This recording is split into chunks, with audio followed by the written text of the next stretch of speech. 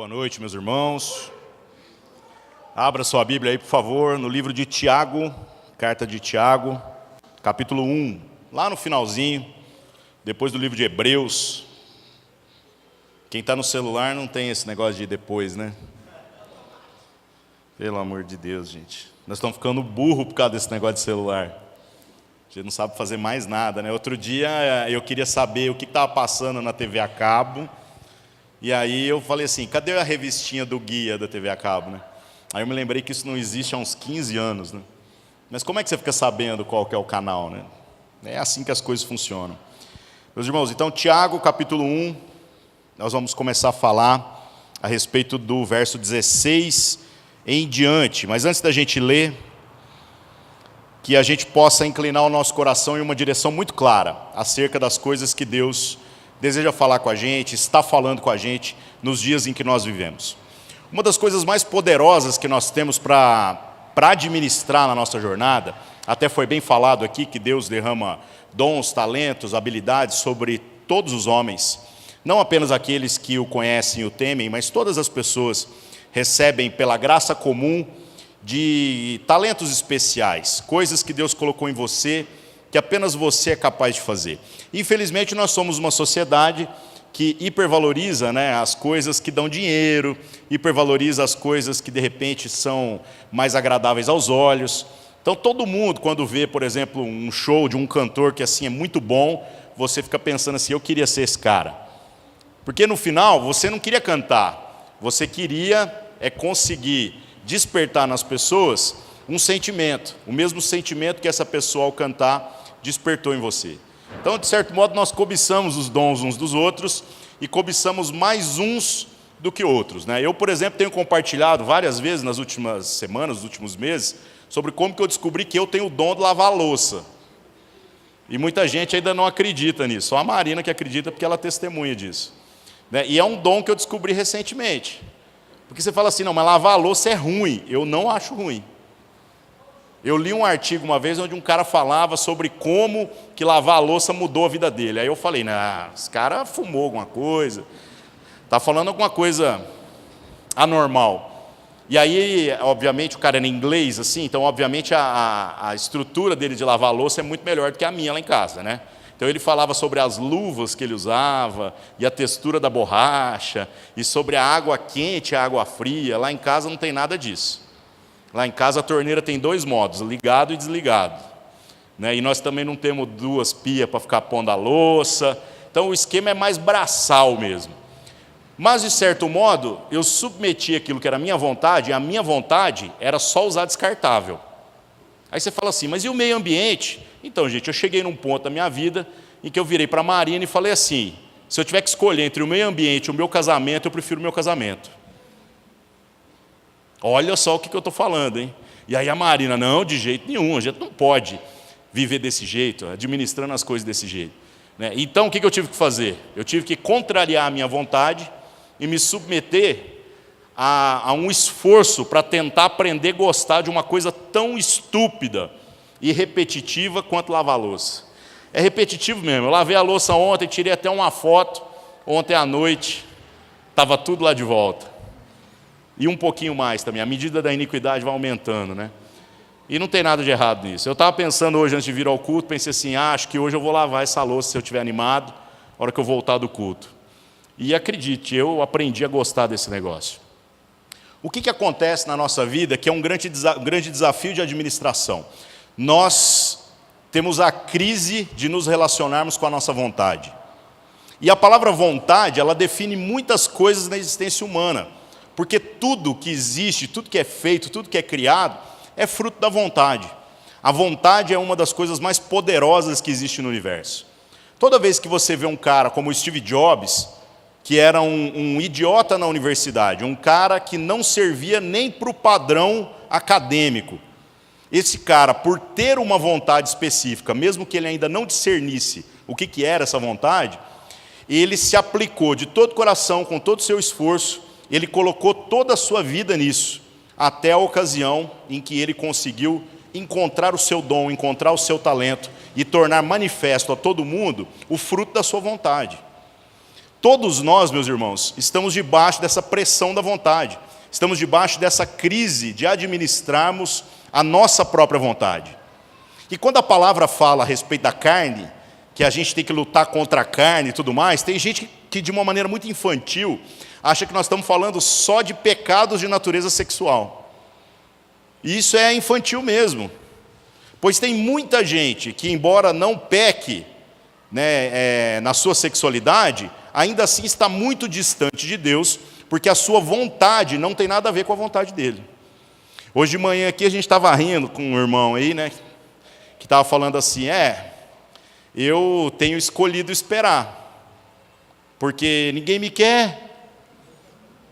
Então, enquanto tem uns que estão disciplinando a própria carne na sua sexualidade, como uma proposta de pureza diante de Deus e lá, tem outros que estão loucos para fazer errado, mas não arrumam um doido ou uma doida para encarar o BO. Irmãos, quando nós falamos da carne e do desafio de nós submetermos a nossa carne àquilo que é o domínio do Espírito, nós estamos falando da administração da vontade. E a vontade do homem, ela é poderosa. A vontade do homem faz coisas grandiosas, a vontade do homem também consegue quase que manifestar o inferno no meio das pessoas. Por isso nós precisamos discernir quais são as nossas vontades. O Evangelho propõe a nós, à medida em que a gente vai lendo, não apenas um padrão moral inflexível, mas a proposta de Cristo ao falar sobre como nós deveríamos nos comportar, é para que a gente tivesse um contraponto àquilo que somos. Então, quando Cristo diz, por exemplo, que se alguém te bater numa face, é para você dar a outra, isso não é para que você seja um pamonha na vida, que literalmente se torna capacho de outras pessoas. Os próprios discípulos, em muitas circunstâncias, não fizeram exatamente essa instrução, pois eles compreenderam a verdade moral por trás dessa ideia.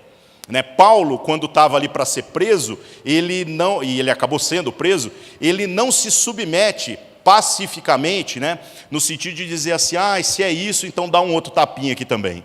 Muito pelo contrário, ele questiona aqueles que o agrediram e ainda argumenta. Ele fala assim, eu possuo direitos como cidadão, vocês não podem me tratar desse jeito. Exatamente por conta disso, Deus proveu uma situação onde ele foi transferido para Roma, e aí o resto é história. É assim que a fé chega no Ocidente, através da prisão de Paulo, que começa ali em Jerusalém e depois termina em Roma.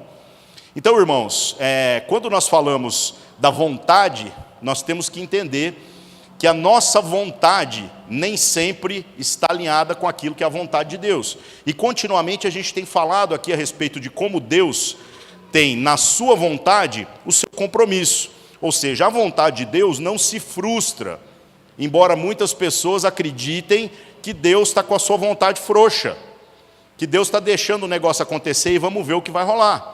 Eu sempre falo sobre isso, que a vontade de Deus não se frustra, muita gente às vezes questiona, então eu fiz questão de trazer o texto bíblico aqui como referência, não vamos abrir lá agora, está em Isaías capítulo 46, verso 10, diz assim, meu conselho subsistirá, e eu farei toda a minha vontade. Então, se da mesma maneira a vontade do homem é poderosa, a vontade do homem é capaz de fazer com que ele vá ao céu, ou então materialize o inferno, nós temos que entender que a única maneira de nós sermos verdadeiramente filhos de Deus é se nós seguirmos o mesmo exemplo de Cristo Jesus. Cristo Jesus, gente, como Deus, como parte de Deus, como aquele que possui a mesma natureza do Pai, ele também possui vontade. E quando ele vem na forma humana, quando ele encarna na figura de uma pessoa, quando ele passa a sentir todas as coisas que nós sentimos, nós precisamos entender que em Cristo também há vontades que são concorrentes daquilo que é a vontade do Pai. Cristo em todas as coisas foi pecado. Cristo sofreu todas as dores como nós também sofremos. E aliás, sofreu muito mais, porque a sua morte é uma coisa absurda.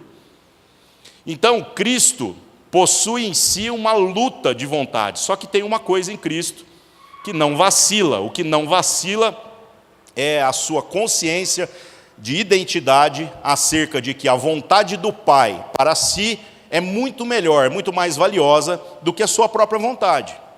Então a vontade é poderosa, Mas se nós não aprendemos no contato com a Escritura a conhecermos qual é a nossa vontade verdadeiramente, entender de que abismo que Deus está querendo nos tirar, em que abismos nós estamos aprisionados, tenho certeza de que nós não conseguiremos nos submeter a essa vontade de Deus que pode mudar a nossa existência, pode transformar a nossa relação com todas as coisas.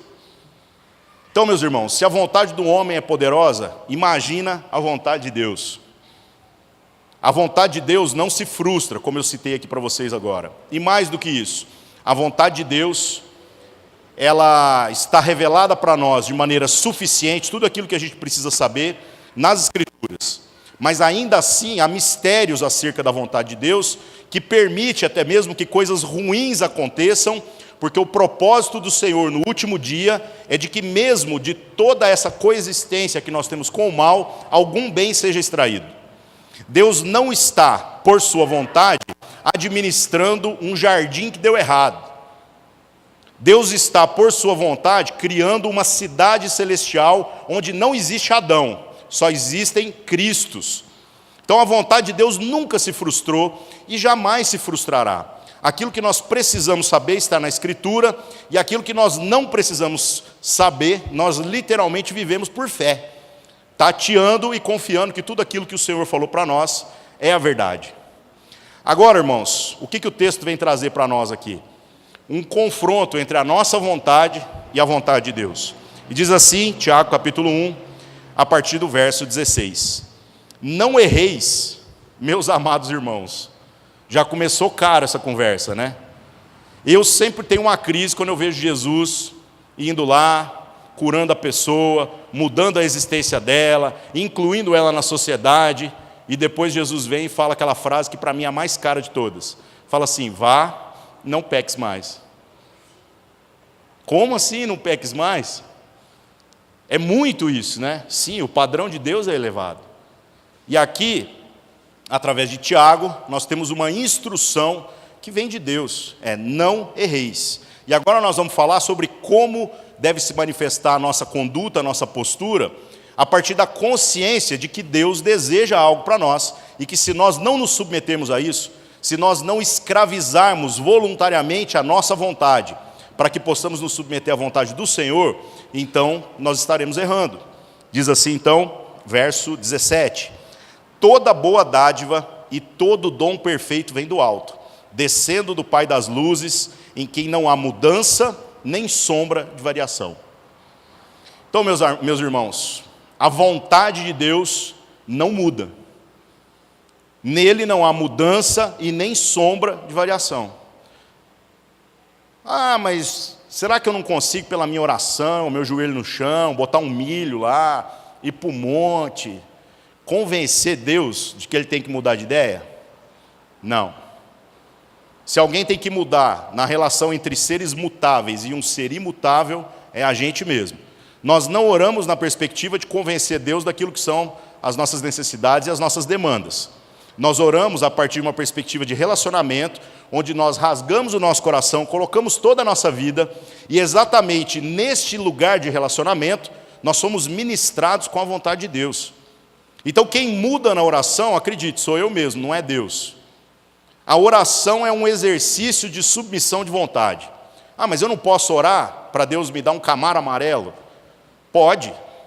E de repente você não está crescendo em Deus exatamente por não colocar nas suas orações estas coisas mais ordinárias da sua jornada.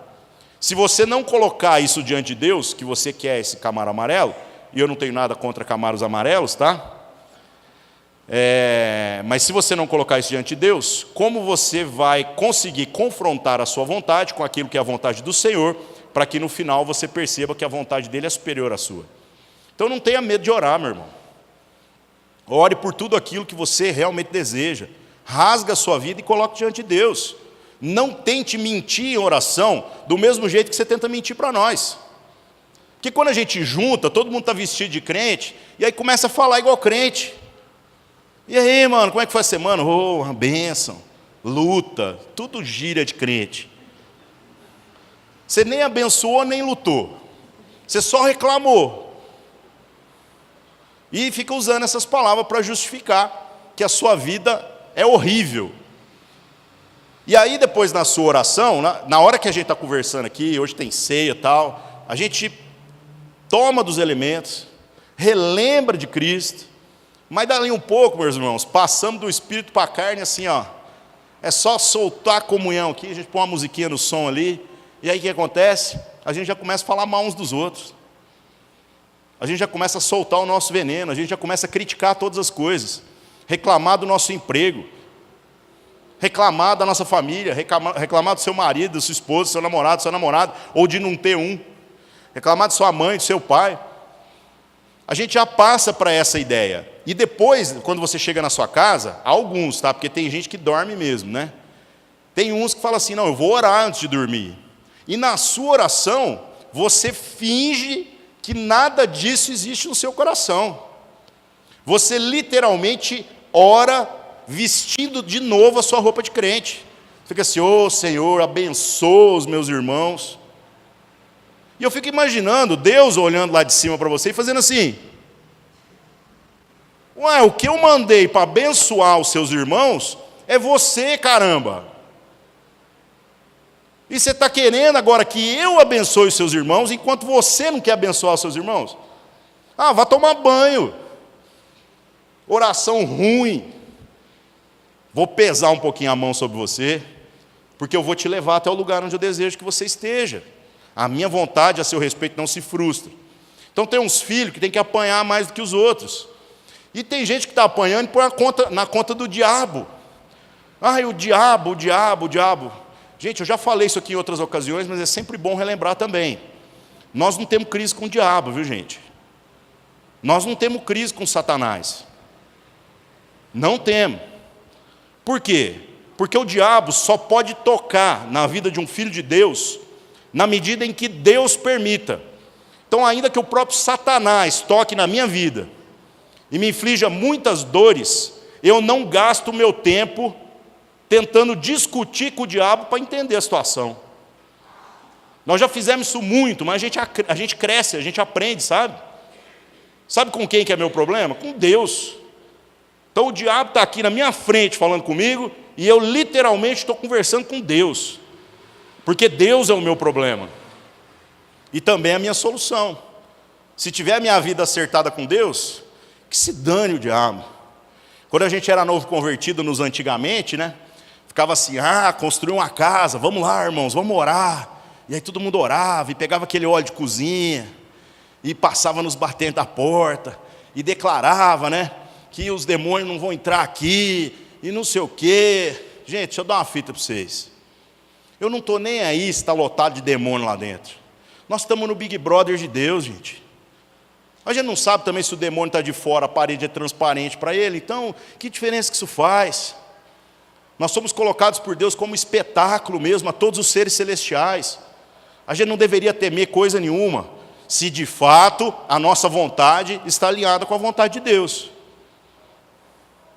E se alguma coisa do mal está tocando em nós, então nós precisamos buscar a vontade de Deus para a gente discernir o porquê que o Senhor tem permitido isso na nossa existência. Ou seja, nosso problema é com Deus, nós não temos problema com nenhuma outra coisa. Se fosse só expulsar a capeta, a gente resolvia todos os problemas da existência hoje. Que em nome de Jesus eles têm que sair, ponto, acabou, não tem conversa.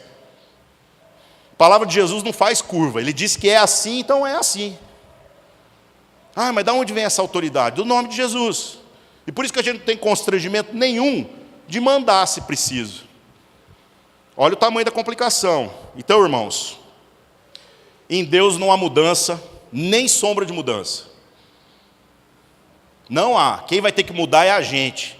E nós vamos precisando mudar à medida em que nós conhecemos a nossa própria vontade e a confrontamos com a vontade do nosso Pai.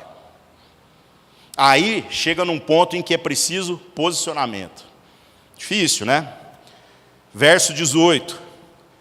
Segundo a sua vontade, Ele nos gerou pela palavra da verdade, para que fôssemos como primícias das suas criaturas.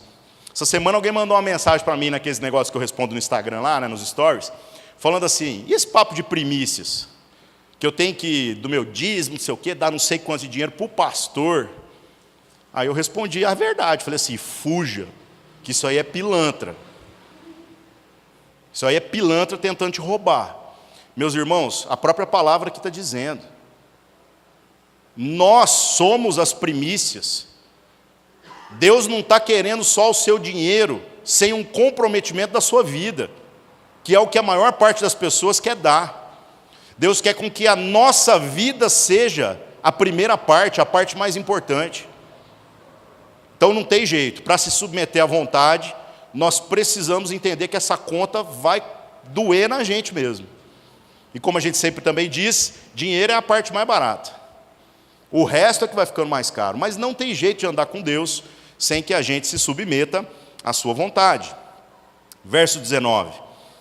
Sabeis isto, meus amados irmãos, mas todo homem seja pronto para ouvir, tardio para falar, tardio para se irar, porque a ira do homem não opera a justiça de Deus. Então nós somos aqueles, às vezes, que querem ser os justiceiros do Senhor, né? Nós queremos, muitas vezes, com raiva, defender a verdade. Deixa eu te dar uma fita aqui que talvez você não tenha percebido. Jesus não chamou nenhum de nós, segundo a sua vontade, para que nós sejamos os guerreiros de Deus para defender a sua verdade. Não é essa a proposta do Evangelho. A proposta do Evangelho é que nós sejamos a encarnação da verdade, assim como Cristo foi. A proposta da vida do cristão é ser um testemunho. Então as pessoas terão que olhar para nós e não ter dúvida de que nós conhecemos e vivemos a verdade. Mas nós não estamos aqui para catequizar a gente. Nós não estamos aqui para convencer pessoas com a força da palavra de que a nossa experiência religiosa é melhor do que a dos outros. Quem opera essa obra é o Espírito Santo. Nós não temos controle sobre a salvação de ninguém. Então, meus irmãos, que a gente não seja aí os raivosos que estão tentando resolver todas as coisas da vida com a força do seu próprio braço, com a sua própria palavra. E você pode dizer assim, mas o mundo está injusto demais. E o que você está dizendo quando você foge do seu papel de ser testemunha e se torna um justiceiro? Que Deus é omisso? Que Deus não está fazendo a parte dele? E exatamente por conta disso, você está sendo aquele que vai lutar por aquilo que Deus está dizendo que não é tão importante? Não há manifestação maior de justiça do que a vontade de Deus, mas a vontade de Deus é uma justiça absoluta e não uma justiça relativa como aquilo que nós militamos. A justiça de Deus, meus irmãos, vai mandar muita gente para o inferno, por estes terem rejeitado a verdade. É duro, é pesado, não é fácil não. Deus no Antigo Testamento era tão duro, agora no Novo Testamento é só um hippie, maconheiro, que fica falando de amor, né? Você está lendo a Bíblia errado. O Jesus do Antigo Testamento, o Deus do Antigo Testamento é o Jesus do último dia, que vai nos cobrar palavra por palavra, ação por ação, intenção do coração por intenção do coração. E só há esperança porque Ele mesmo proveu a salvação. Porque se dependesse de nós, meus irmãos, todos nós iríamos para o inferno. Então a vontade de Deus é que a gente não se perca. E Ele proveu as condições para que isso aconteça. A pergunta é, onde está a nossa vontade? Está alinhado com a vontade de Deus? Ou nós estamos lutando contra ela? Essa é a pergunta. O que mais? Verso 21. Pelo que, rejeitando toda imundícia e superfluidade de malícia, recebei com mansidão a palavra em vós enxertada, a qual pode salvar as vossas almas. Sabe qual é a vontade de Deus para cada um de nós, irmãos? Que a gente cresça no conhecimento da palavra. E sabe o que infelizmente vai condenar muitos de nós no último dia? O fato de que essa palavra praticamente foi escrita em um letreiro de neon de Las Vegas na sua frente, através do convívio que nós temos na vida da igreja, através das músicas que são cantadas, das mensagens que são ministradas, mas a gente literalmente está com o nosso coração distante de tudo aquilo que Deus está esfregando na nossa cara. A gente consegue não lembrar do que foi ministrado no domingo, quando chega a segunda-feira.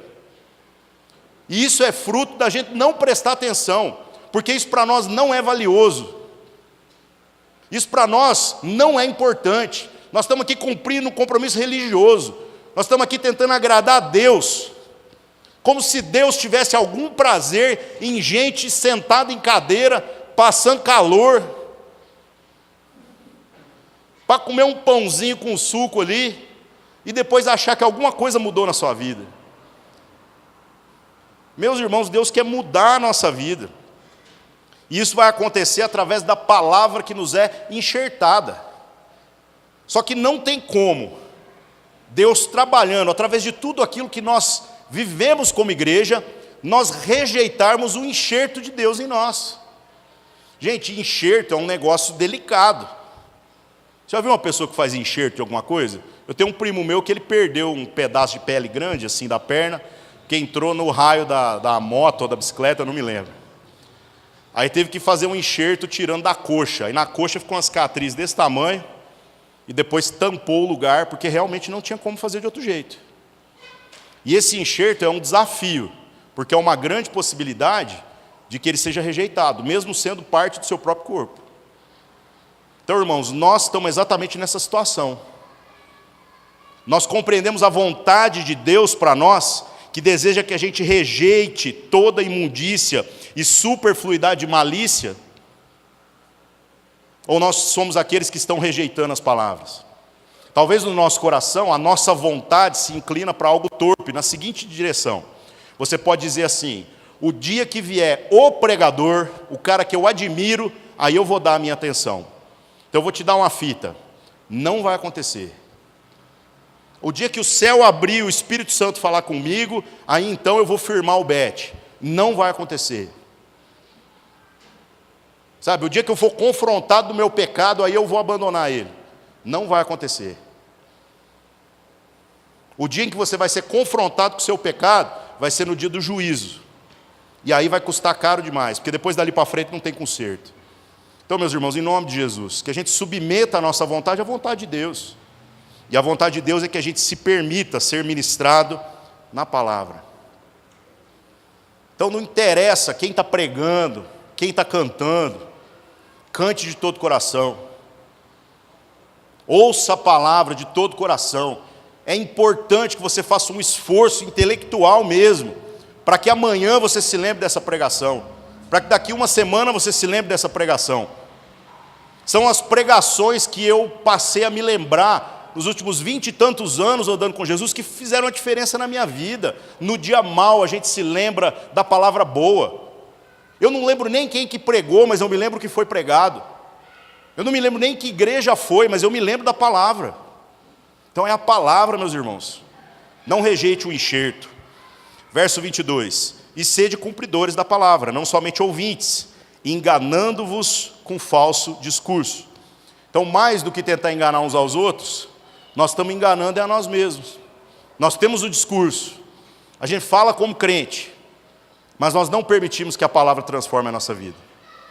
Porque a gente não presta atenção.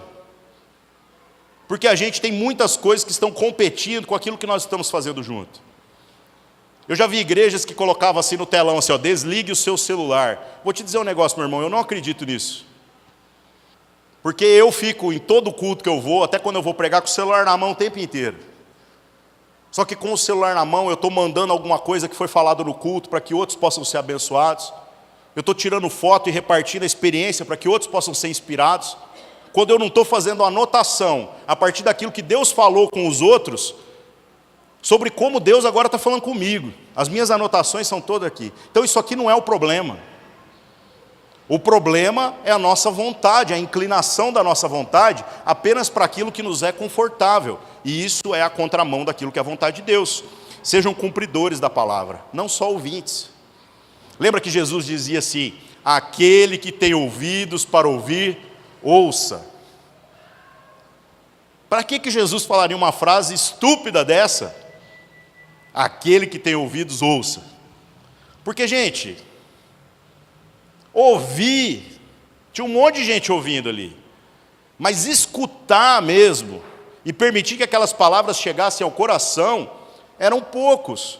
E essa é a nossa conduta, na luta contra a nossa própria vontade, porque a nossa vontade vai sempre dizer que nós já sabemos tudo, que nós já entendemos tudo, que nós não precisamos de mais nada.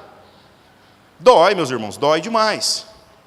Verso 23, porque se alguém é ouvinte da palavra e não cumpridor, é semelhante ao varão que contempla ao espelho o seu rosto natural, porque se contempla a si mesmo e se foi e logo esqueceu de como era. Então, quando a gente está fingindo que é crente, é como se a gente estivesse diante do espelho. E aí, já que a gente está olhando, a gente não se esquece de como a gente deveria ser a partir daquilo que nós estamos vendo. Mas quando a gente se vai, rapidinho a gente passa para a nossa própria vontade. E deixamos a palavra de Deus, deixamos a vontade de Deus para lá. Começa a ficar complicado. Nós vamos nos distanciando daquilo que é a vontade do Senhor. Verso 25. Aquele, porém, que atenta bem para a lei perfeita da liberdade e nisso persevera, não sendo ouvinte esquecido, mas fazedor da obra, este tal será bem-aventurado no seu feito. Essa é a proposta aqui. Então, todo aquele que inclina o seu coração consegue ter uma vida extraordinária com Deus. Abra sua Bíblia agora para a gente encerrar. 1 João, capítulo 2. Está para frente aí, viu? Se tiver na Bíblia de papel. 1 João, capítulo 2, do verso 15 em diante. Meus irmãos, a nossa vontade milita contra a vontade de Deus. A nossa vontade milita contra o interesse do Espírito Santo. A nossa vontade sempre vai dizer que a gente merece dormir um pouco mais, que a gente merece ofertar um pouco menos, que a gente não é obrigado a ter que aguentar o problema uns dos outros, mas eu queria te dizer que tudo isso é vontade da carne e não tem nada a ver com a vontade de Deus para nós. Então não tem jeito. Ou nós ouvimos aquilo que o mundo, que é o coletivo de vontades da carne, ou então nós ouvimos a Deus, através da sua palavra e de toda a sua vontade expressa nos evangelhos, nas escrituras. Então diz assim, 1 João, capítulo 2, verso 15 em diante. Não ameis o mundo, nem o que no mundo há. Se alguém ama o mundo, o amor do Pai não está nele. Porque tudo o que há no mundo, a concupiscência da carne, a concupiscência dos olhos e a soberba da vida, não é do Pai, mas do mundo. E o mundo passa e a sua concupiscência, mas aquele que faz a vontade de Deus permanece para sempre. Então aqui, gente, o que é concupiscência? É um desejo irresistível que nos atrai. Então aqui a própria palavra está dizendo, esse desejo da carne, esse desejo dos olhos, essa soberba da vida, tudo isso não é do Pai. A vontade do Pai para nós é outra, é de que nós possamos viver de maneira graciosa, meus irmãos, e de vivendo muito mais intensamente tudo que Deus nos proporcionou. Não há voto de pobreza por padrão para ninguém não, viu, meus irmãos? É muito bom trabalhar e poder usufruir do dinheiro que é fruto do seu trabalho. A palavra até diz isso. Que aquele que roubava, agora não é só para parar de roubar, é para trabalhar. Para não apenas ter sustento digno, mas também ter o que repartir com o outro. Então Deus não está chamando ninguém aqui para miséria. Mas dentro do chamado que Ele nos deu, será que nós compreendemos que nós só vamos viver plenamente felizes se nós permitirmos que a vontade de Deus se sobreponha à nossa vontade? Nós só seremos aqueles que não serão rejeitados no último dia, se a vontade de Deus for visível em nós, meus irmãos. Se a gente pegar a nossa vontade e massacrar ela, escravizar ela. Ai, Ari, é muito fácil você falar isso. Vem andar com nós então, irmão. Porque ver a gente só no domingo é muito fácil. Fica parecendo que a gente fica a semana inteira dormindo. Fica parecendo que a gente não tem mais nada para fazer. Vamos andar junto, irmão. Vem compartilhar das dores. O Rafa e a Cláudia foram lá para Bauru agora, né? E foi o Fernandinho e a Gabi também. E aí, é ruim lá, Fernandinho? Eu vou te falar o sentimento que há no coração de vocês dois. E eu nem conversei com vocês ainda. A gente se sente um lixo. Porque você olha os irmãos lá trabalhando e pensa assim, eu não sou crente. Crente é esses caras aqui. Então, meu irmão, você acha que para nós é fácil? Vem andar junto. Vamos repartir das dores, vamos sentir as dores. A gente não é melhor do que ninguém. Aliás, é até o contrário. O fato de Deus, gente, chamar um cara igual eu para a salvação, era para ser esperança para a sua vida. Você devia olhar para mim e falar assim, Deus, se o Senhor salva esse cara ruim, esse cara que ama uma treta, que torce para o time que eu não gosto, que vota no candidato que eu não quero, mas se o Senhor ainda usa a vida desse cara, o Senhor pode usar a minha vida também. Era para a gente ser cheio de esperança, meus irmãos, mas se a gente não está sendo, a culpa é de quem? Bom, para encerrar aqui, verso 17, né? E o mundo passa, e a sua concupiscência, mas aquele que faz a vontade de Deus permanece para sempre. É isso, meus irmãos. Quer ter vida abundante? Submeta-se à vontade de Deus. Ai, mas para de reclamar. Ninguém aguenta mais suas reclamações. Nem Deus deve aguentar suas reclamações mais. Faça aquilo que tem que ser feito. Verso 18, meus irmãos. Filhinhos, e já é a última hora, e como ouvistes, vem o anticristo. Agora eu cheguei na parte legal aqui, né? Todo mundo, é o anticristo? Quem que é? É o Temer? É o Lula? É o Bolsonaro?